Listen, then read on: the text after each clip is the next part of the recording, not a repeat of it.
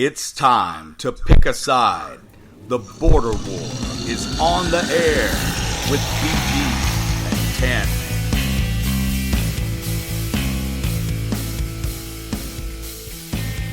TanMan. Gang, welcome into episode 143 of the Border War. I am the TanMan, a year older, and I'm here with BG, a weekend happier. What a weekend for BG and the Gamecocks and the Redskins and the whole shebang. We'll get into that here in a few minutes. You can follow me on Twitter. I am at Tar Heel TanMan. My partner is at BG_Border War. And you can also tweet the show, follow the show, like all our posts, do whatever you want at The Border War. We're on Facebook at The Border War Podcast. Wherever we are, wherever you want to look, we are there somewhere. If you can't find us, you're not looking hard enough. This episode, 143, brought to you by Fighting Gamecock Hedge Trimmers. I thought it was going to be Job Savers Incorporated. Well, there's that one, too. I thought the whole thing with the hedge was hilarious, man. Yeah, well, BG... thought it was hilarious. Still think it's hilarious. So we got a full couple of shows that we're going to knock out this afternoon, so let's get right into it on this one. No reason to dance around it, sugarcoat it. The first real major upset of the college football season has taken place. The shot has been fired. And finally, after, 4 years now... Will Muschamp has got his big win, BG. And it was a big win. It was a huge win. No doubt about it. I mean, I think RPI-wise, it's the best win in college football this season for any team. I could see that. I could see that. Yeah, I mean, none of the other top teams have lost yet. They're the first ones. Yeah, so and it being a road game. Look, I don't exactly know where to start. Let me start off with my asterisks because you know the way I think, man. Like, It's a big win. We won't know how big of a win it is until the end of the season. Does that make sense? Like if we revert back and turn around to lose to another team, any one team this year that we really should beat, then it's not as big of a win. I'm watching this game in context with the Kentucky game from 2 weeks before that, right? And we talked about the Kentucky game after it was over, and you made the argument that was actually a pretty big win. This is a team that had beaten you 5 years in a row. Right. And the fact that game wasn't really close, that Kentucky's offense really couldn't do anything, that they tried the Wildcat that has always played South Carolina, and South Carolina shut it down. And so when you take that, and then you look at this game, which really South Carolina won by controlling both lines of scrimmage. South Carolina's offensive and defensive lines beat Georgia up and down the field. To be honest with you, I felt like, and it sounds crazy to say about a game that went into double overtime, but this game didn't feel as close as the score. South Carolina seemed like they were a half step ahead of Georgia from the end of the first quarter on. Once they sort of had it in their heads, hey, we can play with these guys. Georgia just really didn't seem like they wanted to win that game. I mean, they seemed flat and whatever else. But here's what I'm getting at. Suddenly you look at every game on South Carolina's schedule, and you feel like at the worst, we at least have a puncher's chance. Whereas this time last week, I would have looked at the rest of that schedule and say, can I find 2 wins? Now, maybe it turns into the same thing. Maybe we only win 2 more games. I'm not sure, but I'll say this. If our defense shows up and plays the kind of football they played against an extremely good offensive line in Athens next week, we can be in any game we've got left. Let me pump the brakes on, because I saw a lot of Gamecock fans going, okay, this was this was where our season turned around. This shows we can play with anybody in the country. Yeah, but but you had a noon kickoff, and yes, South Carolina came out. They had the bye week. They did everything. If you made a list of 5 things that if South Carolina checks this box, this box, this box, they're going to have a chance to win. They checked every box. Well, they played a perfect game, and the flip side of that is, I don't think that they had Georgia's full attention. That very well may be true. I don't think that they had Georgia's full attention. You got literally the worst game that Jake Fromm has ever played Saturday. And it still took 2 overtimes, missed field goals galore on both sides. I mean, it was just a crazy, crazy win. A great win, a huge win, maybe a win that, I don't want to say saves your season, but puts your season back on its original track. Because I feel like now you got the you've gotten the North Carolina win back. Exactly. And so now you're back on. Because we had Missouri as a toss-up to start with. Yeah, but now and it turns out Missouri is actually a little better than we thought anyway. Yes, they are. But now I feel like you're kind of back on that track that you were on. You can be 6-6 now. 6-6, maybe 7-5 if you can steal a Texas A&M game that looks a little more winnable every time Texas A&M takes the field. I don't think they're going to be. They're not the team that we were all anticipating they would be to start the year. BG, I know we talked about it some on Twitter, and some folks may not have seen it. What do you think about the Muschamp field goal right there at the end of regulation? I thought that was an absolutely horrible call. It really could have cost them the game. I still don't. It should have. I still don't understand it. You've got the nation's best punter. Pin him inside the 5. Georgia's offense, it kind of reminds me of your game with Clemson, right? And we talked about this early in the fourth quarter. Matt Brown goes for it near midfield on 4th and 1 and gives Clemson the ball in North Carolina territory when Clemson's offense had shown me nothing all day. Pin them deep. Pin Georgia inside the 5-10-yard line and let your defense play football. At that point, there was going to be, a minute left, 45 seconds left. I mean, there wasn't near enough time. I feel like Muschamp, if they had lost this game, Muschamp would have been crucified right there. There's no question. And I think it's unfair. I think it's an unfair take. He has a kid that's a pretty good field goal kicker.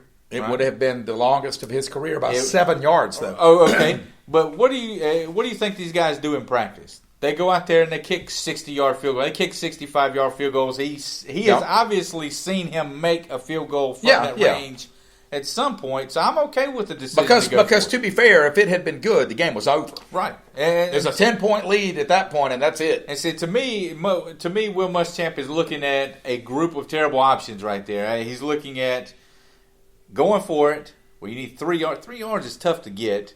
You've got a backup quarterback who you didn't even really want to be playing quarterback right now, let's be honest. Right. Or you could punt. Well, Georgia still had 2 timeouts. They still had a minute left. I feel confident that they could have gotten into field goal range and kicked a field goal to win the game then even. I feel like there was no great answer. There was no right answer, and I'm okay with him trying the 58-yard field goal. I thought it was a good call. I just think that it ended. It would have been a great call if it had gone in, and since it didn't, it wasn't. And that's just the way football works sometimes. Yeah. I didn't. There was no part of me that thought Elliott Fry was going to kick that field goal. And you might say, well, you don't know Elliott Fry the way Will Muschamp does. Well, judging by what happened, I think I do. See, I also think Kirby Smart. And Elliott Fry is not the kicker, so I don't even know what I'm talking about. No, who isn't that? Can't remember his name all of a sudden. Drawing a blank. I've done that. I can see his face. I think a little part of that was Kirby Smart won the mind game. Because they were sending out the offense. I think they were kind of on the ball. I don't know if they were going to try and draw them off sides. Kirby calls the timeout, and then they tried out the field goal. I know both coaches made some really questionable calls all through that game. Yeah, Parker White. There you go. I can see the gif of him doing his little dance. Parker White. Thank you, Google. Going into next week, I'm sure we'll discuss it a little bit more and make our picks, but you've got Florida this upcoming week. BG, I know it's crazy to think about, but look. Well, I mean, Missouri's only played, I think, 2 conference games. You're right. We talked about Missouri's schedule to start the season. We knew they were going to win an awful lot of games. You got the win over Georgia. Get a win at home against Florida. Now all of a sudden, the Gamecocks are here in the mix for an SEC East title. Clemson's the only team left on the schedule that I think I'm comfortable going ahead and saying that's probably an L. I think everything else. It's not as impossible feeling as it was to start the season because Clemson still really hasn't looked the way they looked last year, but they probably will in Columbia against South Carolina. But you're right. No, I thought Florida was sort of a flawed team all year. However, I do think they're better than South Carolina, but they put if up the crowd a shows pretty good up run last week in LSU. if the defensive line shows up, and I think that's the key is are they coming off of a really tough loss, maybe in the hardest stadium to play in the United States? Do they have a little bit of a hangover from that? We'll see.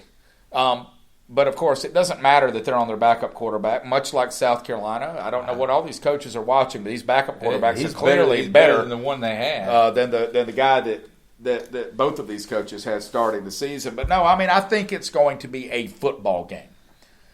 Listen, one name that's kind of from around our area where we are, and I thought about this today. It's not on the rundown. I wanted to get your honest opinion. Tavian Feaster, BG. He's a kid that when he transferred in, I know you thought that he was going to take the job by the horns and run with it. I know a lot of people around here thought, okay, this is his opportunity. You look at his numbers, and he's basically on par in the same ballpark with the numbers he had at Clemson. Yeah. He's pretty much on pace to replicate his sophomore year down at Clemson as a senior. Any part of him you think that is regretting coming to South Carolina? Because I don't think he's being utilized quite like he expected to be. I don't doubt 7 carries Saturday. Yeah, I don't doubt that he's regretting it to a degree. The thing that's happened, of course, and I think most Gamecock fans know this, is that what he seems to have done is really inspired Rico Dowdle to play out of his mind, because Dowdle, especially against Georgia, man, he looked like an SEC running back, and he's always had those flashes. He just hasn't been able to stay healthy. Well, knock on wood, this season he's been healthy. And I just feel like there's got to be a role bit for him there bigger than what he's got. It's crazy. I've never been the biggest Feaster fan. Right. I've never been all in on him, but yeah, he's a talented kid. There's a spot for him on the field somewhere. It just seems like why is he not lining out it wide out and getting that jet sweep instead of Brian Edwards? He's right. not doing anything. Yeah, and I can't answer that for you, but we've watched South Carolina, I believe, was it 2 years ago against Missouri. I remember seeing a kind of a little gimmick play where Hayden Hurst came across the field and got a pitch out of the backfield and scored a touchdown. And I remember on the show the next week talking about how innovative, our offense had looked and blah, blah, blah. And then, because you pitched it to Hayden Hurst. And then all of a sudden, but you never saw that play again. Like something that worked, we never saw that play again. So I don't know. I don't know what's going on with that. I mean, I don't know if it's just a lack of imagination or if there's something going on that we don't know about. But no, you're right. He has not been utilized. And he hasn't been given a chance to get into a rhythm because, like you said, he's getting single-digit carries. There was the Kentucky game was like the only time where they actually gave him the ball a decent amount and let him felt get like into that a was rhythm. because we had run Dowdle 25 times and we had to give somebody else carries, and it was working. I think he wound up with 20-something carries. No, he that did. night They both had over 100 yards that game. Yeah. So I don't know. That crossed my mind today when I'm looking at the stats and looking things over, how he's not really getting the opportunity that we thought. Speaking of Tavian Feaster, his old friends down in Clemson, the Tigers, a huge win, and I mean that huge in air quotes by score only. Win over Florida State, 45-14 over the Noles in a program. Florida State doesn't look like a Division I team right now. They are a mess. But yet once again, Clemson has dropped in the polls now, and all the Clemson fans are all up in arms about why they keep dropping in the polls, and SEC teams keep jumping them, BG, and they love to play the little old Clemson card, the little old we shouldn't even be here card. What's your thoughts on the disrespect angle that they seem to love to play up right now? Well, I mean, from Dabo's standpoint, I think he's trying to motivate his players, and you use whatever you can. We've talked about for years and years. It seems like that this team continues to show up against a schedule that just does not challenge them. But this year seems to be the first year where we might be seeing some evidence that that they know they're going to win these games, and they're not really showing up mentally. But from the fans' standpoint, look, I don't have enough time in a day to convince Clemson fans of anything. They know more than the rest of us. That's how it's always been. But the bottom line is this. You can walk around and chirp all you want about you can't punish us for our schedule, and you're right. But what you can do is judge Clemson by how they've looked against that schedule. And they have not looked if you look at the final score, then yes. But they aren't playing clean football. And nobody can, and nobody cares that you won the national title last year. That isn't what this poll is about. And I think what you're going to be getting at here in a second is this group of teams that are in the playoff hunt right now. There are just more of them than there have been in the past 3 or 4 years. I think so. And that's what's happening. I think so. Like you say, you can't punish them for the schedule that they play. I call baloney on that one. Yeah, you can. Now, you can't punish them for the ACC schedule. There's nothing they can do about that. That's what I mean. That's what I mean. Hey, look, that has always been the argument when it comes to the Boise States of the world, the Central Floridas of the world, is their schedule. Mm-hmm. Can't punish them for their schedule. Well, no. But you can punish these other teams. Look, what's going on with Clemson right now is no different, and I've said it before, it's the exact same thing that went on with Florida State in 2014 or 2015, whatever it was, the year after they won the national championship, and Jameis Winston came back for his sophomore year. They went undefeated. They hit the playoffs as a 3 seed. Why? Because they did the exact same thing Clemson's doing. They just kind of hem and haw through the regular season.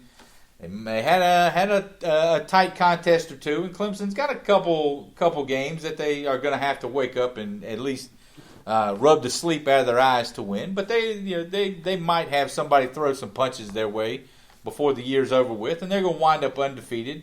But no, these poll things, look who jumped them. Who jumped them? It was LSU, right? Who does LSU play in 2 weeks? It's going to take care of itself. LSU plays Alabama. What do you think the TVs want? They want number 1 versus number 2. That's all that is, guys. That's all that is. The CBS or ESPN or whoever has that game. So the bottom line is they want number 1 versus number 2. This is all going to work itself out. An undefeated Clemson team that's ACC champions goes to the playoffs. Is going to get in. Yeah. Relax. Speaking of the playoff, BG, we spent all summer long, basically, all football season long going, look, this is an Alabama, Clemson, and Ohio State and Oklahoma race. And if somebody else somehow slips in that back door, I'd be very surprised, right? And you look around, right? Look around the Big 12, and Oklahoma's not the only undefeated team in the Big 12. Especially you look over to the Big 10 where you've got Ohio State, and you look at their schedule. They've still Ohio got State, who's not just undefeated, but they look good. They look good, but they've still got Penn State. They've still got Wisconsin. They've still got Michigan, if that's even a thing still, right? Some of these other teams, and in Alabama, they've got Auburn at the end of the year. They've got LSU in a couple weeks. Maybe get Georgia, or maybe South Carolina in the SEC title game. Are there? Have we undersold the field? Are there more contenders than we gave it credit for? And could you see a situation where maybe 2 or 3 of those teams that we had automatically pegged in is on the outside looking in come January? I think you have to. I don't see how you can say no to any of that. Obviously, there are more contenders. Now, again, you can't wait till the end of the season and then look back and say, well, it turned out they weren't a contender. All you can do is go by what you see now. And the real question is going to be, is there a one-loss team that makes it in?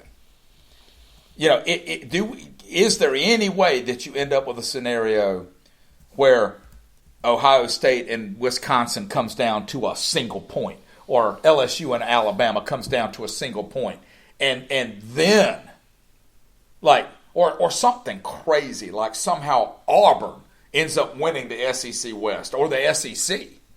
It's not impossible, right? If you have any of that kind of stuff happen, then do you have an Oklahoma or a Clemson or somebody left out? If it doesn't happen this year, it's going to happen sooner or later where that question at least has to be answered. But much like we've talked about in the NBA, I mean, just thank goodness there's a little more parity in the league this year because, like we've talked about this, man, until this season, I was quickly losing interest in college football. It wasn't that I was losing interest. I had basically lost interest in college football. And then you start looking around the rest of the country at some of these standings, and you see, Minnesota. I'm not saying I'm putting Minnesota in that group, but Minnesota's undefeated right now. Yeah, they're going to have a matchup with Wisconsin, the last game of the season, that could beat two undefeated teams, vying for a division title. If nothing else, though, aren't we at least happy that we want to watch that game? Thank you. That's all I'm saying. But here's the thing: if this all comes down to Clemson and Alabama playing for a national title again this year, none of it's going to count for much. Right now, it's interesting. If it doesn't boil down to, if we've still got that. With all this going on and we still wind up with Clemson, if we end up Alabama, with that again, then it's really going to be hard to get interested in the offseason and recruiting and paying attention to all this again if it starts to feel like a foregone conclusion. Yeah. Because that's going to be a really strong message to recruits, too. That, these teams, they pretend they're good. The system is what it is. These are the teams we've got. I know two teams want that. I don't think anybody else wants that. Here's a question for you. Let's say Clemson stumbles coming in. They've got trips to Louisville this week, NC State, South Carolina at the end. Let's say Clemson stumbles coming in. Does a one-loss Clemson team automatically punch a ticket in, or are they going to be the one left holding the bag? No, I do not think a one-loss Clemson team gets an automatic punch in. No, I don't. I think they have to go undefeated. See, I disagree. I think a one-loss Clemson team still gets in. I hate to say it, but it depends on what else we're dealing with, though. Well, couldn't you put a one-loss Clemson team in over a one-loss LSU team that loses by 3 points to Alabama? Does Clemson win the ACC? They're going to win the ACC. Yeah, they're going to win the ACC. They win the ACC championship game, then yes. Because I think if this were anybody else, and I've always said, can't we just give them like the Mid-Atlantic title for that, or like the TV title? They don't get to play in the big match for winning the ACC. I've always said, back when North Carolina played them in that championship game, and this is a sore spot to this day, and probably will be for a long, long time to a lot of North Carolina fans. But when they kind of got jobbed there at the end on that offsides call and didn't get another crack at it, and I would say, everybody relax. I said, because at that point, even if they had won that game, they would have been a one-loss team. Yeah. The one loss would have been to South Carolina at the beginning of the year. And I have always maintained, I think a two-loss Stanford Pac-12 champion that year was getting in over we were. Because North Carolina did not have that cachet. We didn't have that brand behind us in football, not in football, to carry us through. I think Clemson's to the point now where they're like Alabama. When Alabama loses a game, it's not that big of a deal. They're going to get in anyway as long as they handle their business elsewhere. And so, yes, I think given that their loss isn't in the championship game, I think a one-loss Clemson team still gets in. Okay, I hope we get to find out. That would be because I just want to lose. I'm just tired of Clemson. I try to sugarcoat it and be down the middle. I'm tired of Clemson. Well, man. We've talked about this. We've tried to be nice to Clemson fans. I don't think we have any listening anyway. I don't think no. Our whole listening base is North Carolina, South Carolina. I was going to say there's one that chimes in every once in a while on our little chat feature here on the show, and he's a Clemson fan. But he's also, if I'm remembering correctly, he's also a big Carolina Panther fan, so I don't really take him that seriously either. Okay. Yeah. So what are we doing now? Let's look on the list. We're doing What's our picks. We're doing picks. We're doing picks now. Picks, man. Last week I go 6-4. Finally get above 500 for the season. BG 7-3. Nice job, my man. He has trimmed the deficit 1 game, 1 week at a time. He's down 2 games. So let's start off top game on the list. Better than my fantasy team in the Border War podcast fantasy league is going. Did you see my point total this week? No. Scored 81 points. That's just horrific. Let me pull you. Literally, you need a laugh for that. Everybody I had was awful. The week before, 168 points. What? In our, the other league, I'm a wrecking ball. I think it's that league that we're in. I've got the second fewest points in the league, and I'm basically in first Well, place. well, our private league that's not part of the show, you and I are first and second. Yeah. As of this week, But not on the Border War podcast. No, I think I'm in third or fourth or something on that. Yeah, but look at the point differential, man. It ain't gonna matter. It's not gonna matter. Yeah. We're both terrible at this. Yeah. Let's see. First game on the list, we just talked about them, the Clemson Tigers going to Louisville this weekend, a noon kickoff, and the Cardinals are getting 24 points. Another huge line in the Clemson game, BG. This is actually kind of tough for me because, again, I just don't see what it is about a noon kick at Louisville that's got Clemson like, we're fired up, boy. Let's go up there and I think they've got the ability to beat Louisville by 35. What I'm trying to figure out is if they show up to do that. I'm going to go out on a limb here and say that Louisville covers the spread. I don't think they lose by fewer than 3 touchdowns, but I'm going to take Louisville to cover this spread. I'm going to take Louisville to cover the spread, but I don't feel great really about feel it. good about it. No, because I think this spread is about right. Yeah, it's that right sounds at what's right on going the to number. happen. Yeah. I'm going to take Louisville. Look, you're right. A noon kickoff. Maybe Clemson comes in sleepwalking just a little. Maybe that Louisville crowd is. Look, you can laugh at it if you want. They got a big win the other weekend. They hung 60-something on Wake Forest. Wake Forest, I think, was undefeated going into that game.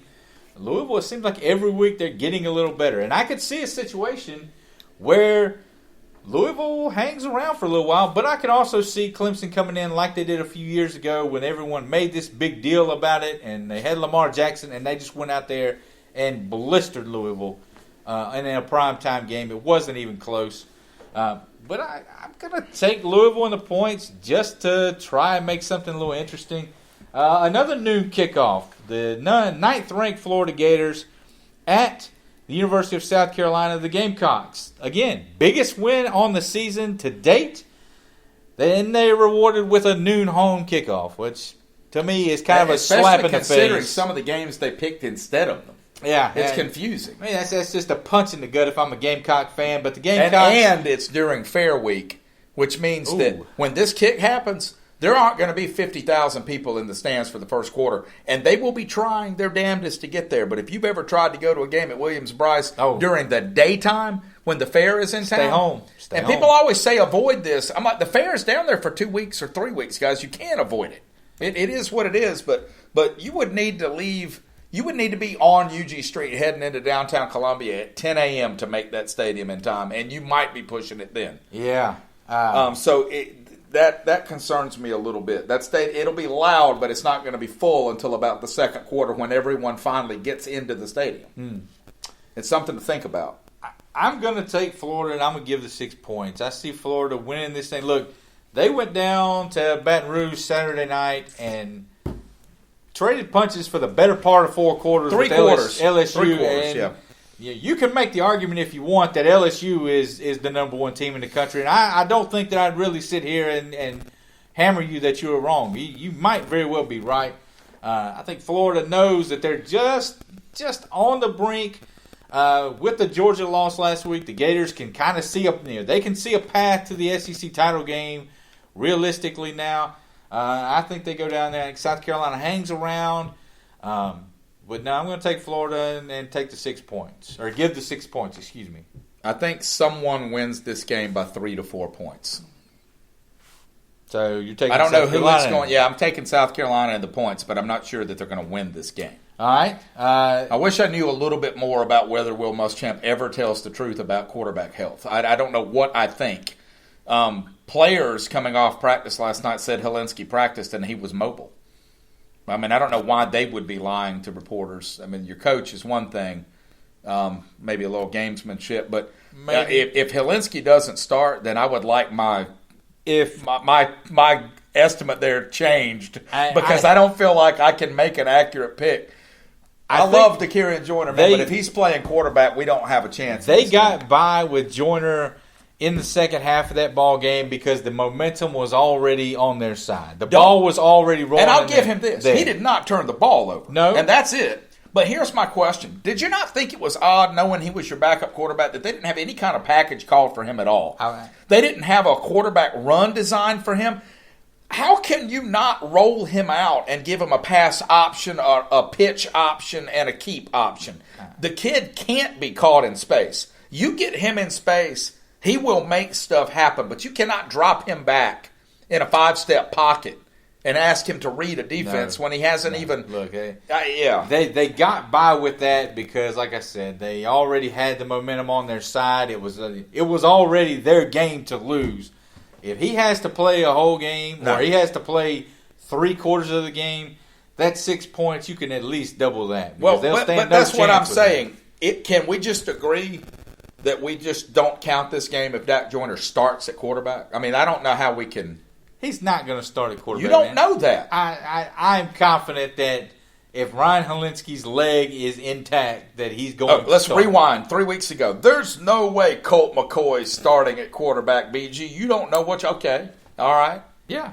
Okay. Yeah. And look where that got you. Yeah, but you were were huge wrong. win over the Dolphins. No, but Colt McCoy did start at quarterback the next week. Okay. I'm just saying. Okay. If Dak Joyner starts this game, my pick doesn't count. Yes, it does. No, it does not. Yes, it does. You took the Gamecocks. Come hell or high water. I hate you. Over to the Sun Belt, BG. Louisiana Monroe at the 24th ranked Appalachian State Mountaineers. Look, we got our taste of App State. You guys' taste is coming in a few weeks. How does App State react to being ranked? That's the real question here. These two are battling for first place in the Sun Belt. App State at home, minus 14.5. Give me the Mountaineers in this one. Give me the Mountaineers at home. They're going to cover this spread. I feel like I've seen some of the Sun Belt teams play, not all of them, but I've seen some of them, and App State's head and shoulders better than anybody else I've seen. I think I'm going to play it safe with this one too. I don't know anything about UL Monroe, so I'm not going to pick a team I haven't even watched. I know their mascot. I'm sure you do. You can probably name me their best basketball player too. I don't really know. You don't know that? No. That's surprising, though. No. I'm going to go with App State here, too. I was thinking that half point had me thinking, but now I'll stick with Appalachian State here. Just follow the leader, man. Follow the leader. Coming off a bye week. When you pick first every time, sometimes that's going to happen. Well, I let you pick first in the Clemson game. I tried to give you the South Carolina pick, and you just hemmed and hawed and talked about Joyner packages, and so I just jumped in and gave a pick. It is what it is. Move on. You snooze and you lose. Off a bye week, the Tar Heels, they're back in action, baby. Back in action. The road to Charlotte, in earnest, begins now. It starts up in Blacksburg, this game Virginia. looks different than it did in August. Oh, my goodness. Listen, I've seen Virginia Tech twice now. Need defensive stops at the end to beat Furman by a touchdown. They let Rhode Island hang around in there a whole lot longer than... What time's this kick? 4 o'clock, I think. Okay. But they let Rhode Island hang in there for a long, long time this past Saturday. And a game that a lot of North Carolina fans to start the year were like, I don't know. Now the Tar Heels are actually giving up points in this one. The Hokies are getting 3.5 points at home, man.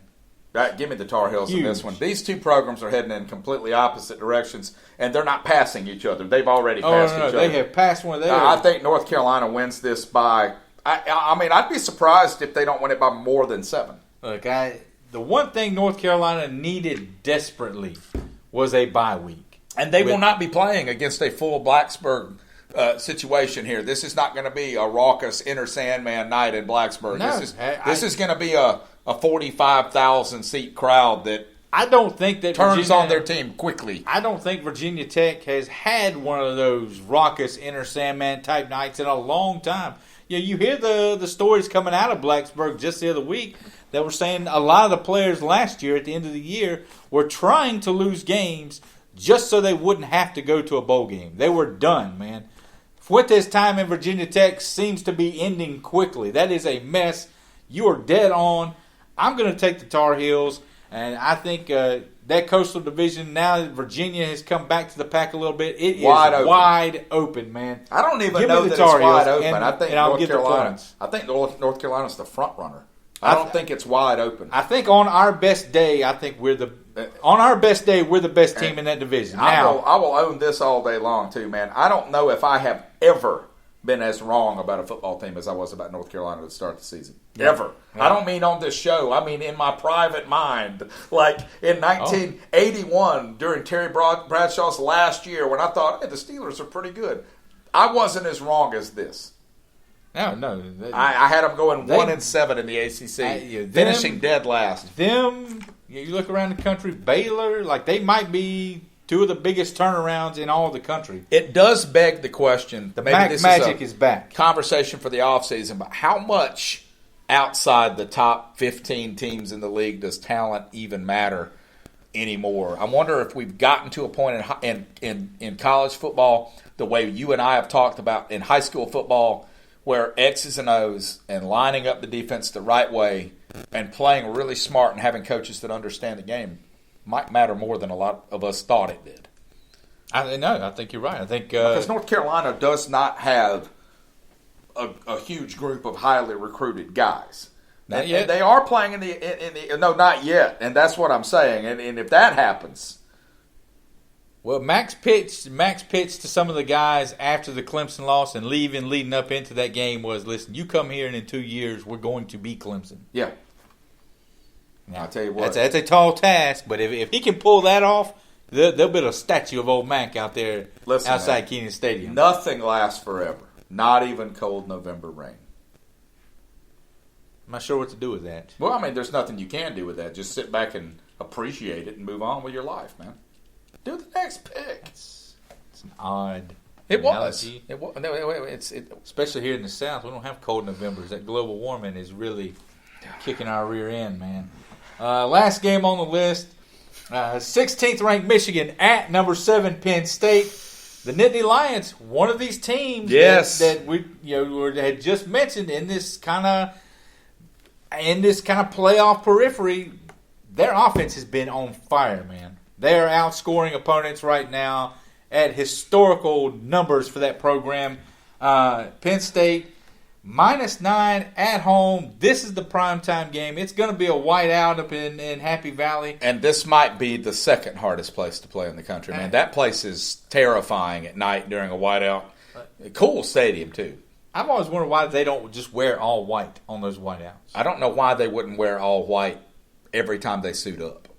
Much like the Jets and the Dolphins. At Penn State, the Redskins. They are giving up -9 points in and this Clemson. one. Like I see the two numbers. Can you stop trying to change the subject? We're listing teams that look good in white. Well, I mean, we're rapidly running out of time. Fine. We only have 7.5 minutes before our producer cuts us off. Who even cares? Look, we've got two numbers beside each one of these teams. Like, I am not in on Michigan, man. Nope. Every week you don't know which Michigan team is going to come up. 9 is a huge number. I'll give it. Penn State wins. Agreed. That's it. We've got 7 minutes. Would you like to talk about colors or rainbows or unicorns? Would you like to call a Verizon rep on the phone and see if you can get a new phone ordered because you slammed yours down? We can do all kinds of things. I'm AT&T. We can do all kinds of things with these last few minutes. Or we can hit the button and move on to Well, let me ask you just a real quick question. I was thinking about it during the playoff. How many more years do you give the 4-team playoff? Whether it stays a playoff at all, whether it gets expanded, or maybe you say it stays that way for years and years and years. What do you think? Whenever the TV deal, because they've got it locked in. This discussion comes up every so often with some of the talking heads on TV, and I want to say they've got the 4-team thing locked in with the TV rights for another handful of years. Yeah. As soon as that's up, I think you're going to 8. Now, I would go to 6 because I believe in rewarding. No, I think yeah. I believe in rewarding. Give teams. them a bye week. Give them a bye week. And give them a bye week. You play these things. Start it a week earlier so that you're not pushing further into the NFL playoffs. But I think 6 to me is the optimum number. Another quick question. What do you think the next 5 years look like in light of the bill in California? How do you think that plays out? That's hard to talk about in 2 minutes. Yeah. Do you agree with me that it's essentially that bill itself is going to be a non-starter because it's going to force the NCAA to do something? Well, they're going to be forced to do something because I think you're already seeing other states come on, I think North Carolina is the next one up that is gonna, if they haven't already, introduce a similar bill in their state. And South Carolina already has one written too. Right, and so look, people hear this and they think, oh, well, we're paying athletes. No, you're not paying athletes, and it's really, to me, it's really not going to affect as many people as everybody that gets all upset about it thinks it is. Like, you're talking take Clemson for instance. Trevor Lawrence, ETN, maybe T. Hay, maybe a couple of these, but you're talking a handful of guys on the best teams in the country. Are going to be able to. And outside of that, I thought the same thing. And I heard a local sports talk show, and I think it was ESPN Upstate, and I can't even remember who it was that was talking, because their whole roster is missing in action right now, and all these subs are on there. But one of those guys took a call, and I hadn't thought about this, but he was like, okay, let's take a South Carolina women's basketball player, or let's say, whoever wins the national championship this year in women's volleyball. Okay, one of those players in their hometown, from their small high school, does a Ford dealership give them $100 to do a radio spot? Maybe so. And so I guess his point was, look, we're not always just talking about big money, but there are other sports, because the guy had called in about a Title IX question. Yeah. And I mean, but what his point was is there's more interest in women's sports than we think when it comes to local interest. Like, I don't even remember her name, but Spartanburg High School 2 or 3 years ago had that girl basketball player that was just like unstoppable. Okay, now I don't think she had, as it turned out, the grades to go on and do much, but you take like an Asia Wilson. Asia Wilson in Columbia, she could make some money. She could make some money. We're not talking about tens of thousands of dollars, but again, guys, we're talking about giving kids the right to earn money for something that every other 17-year-old on earth has the right to do. No, I think it's not that big of a thing. Yeah, I think it's definitely coming. I would say that I don't like the idea of politicians can't get anything right, period. So I don't like the idea that they are kind of venturing into this world. Yeah. But I also don't trust the NCAA to get anything right. How can you trust them? So, look, it's going to eventually happen, but I think that you're going to have to put in some sort of framework to where it doesn't become tied to recruit. You know what I mean? Like, you can't have teams selling this as, you come here and we're going to set you up with this car dealership and this, this sandwich shop down the road. Like, right. And there's going to be a whole taxable thing with this too. There's going to have to be. Listen, and that was the thing when Northwestern was trying to do the whole unionizing and making money and making this employees thing. Well, that's fine, but we're going to start taking out taxes and we're going to start doing all this other stuff that as adults, when you have jobs, you have to deal with. I think that it's going to be tricky, and it's not as easy as just saying, let the kid go sign some autographs. Let the kid say, hey, come buy a Ford at Bill's car dealership. But again, I don't really trust anybody that's in the decision-making process right now either. So, I don't know. Where's one-word answer? Where's Dabo Swinney in 3 years? After Clemson. The end of 3 more seasons. Clemson. Where's Will Muschamp at the end of 3 seasons? I think he got the win. I think it's South Carolina. Where's TanMan 3 years from now? Probably in Maui with some great internet connection so I don't miss all the Tar Heel basketball games. I'm good now. I know everything I needed to know. That was it. That's all you wanted to know. Yeah, those were the burning questions. Episode 143 is in the book. Stick around. 144 is on the way. We're going to talk about some NFL football. The Jason Garrett tenure in Dallas. We're going to talk about NFL football and Washington Redskin football because they're not the same thing. They got a huge win. Oh, so stick around. Shut up, man. You can email the show, play the picks list at CarolinaBorderWar@.com, and whichever platform you like to use, subscribe to the show, leave us a review, tell us how awesome we are, turn off your radios, listen to the Border War. Goodbye, people. Not really goodbye. We'll see you later. We're coming right back with another episode. But this is over. Where's Seneca Wallace in 3 years? Who cares? Bum. Oh.